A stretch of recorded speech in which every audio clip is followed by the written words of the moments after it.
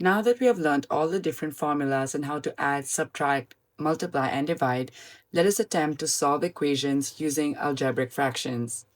Here's the first example. A minus 2 over 5 plus a minus 1 over 3 equals 1.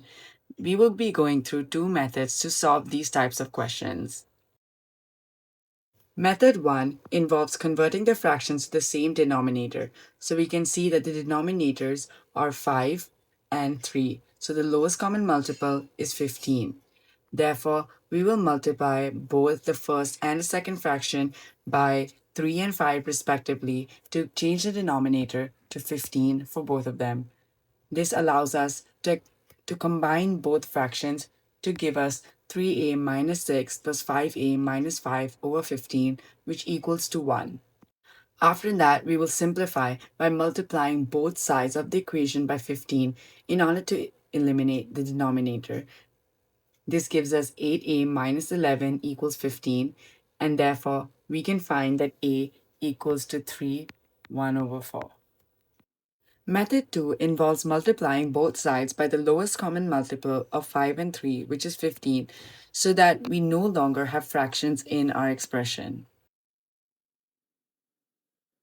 After that, we go through a similar process where we expand, simplify, and then find that a equals to 3, 1 over 4 once again.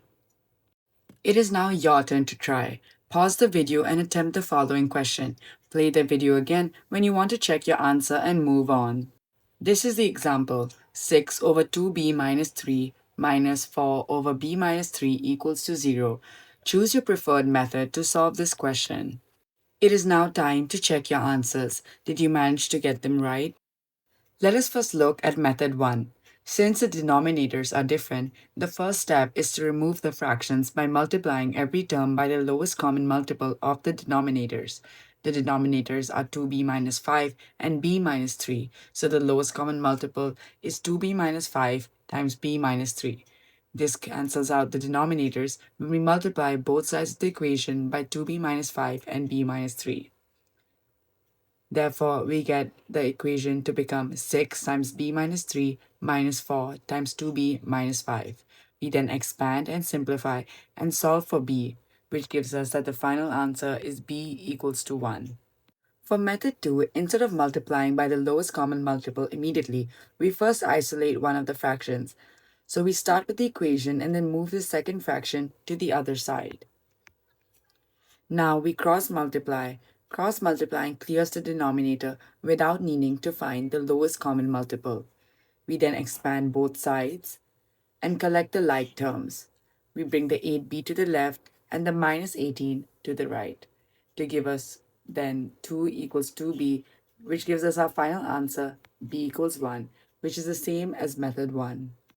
Thank you for listening. Smash your maths exams. Download Learn Maths Today for real exam questions and achieve top marks.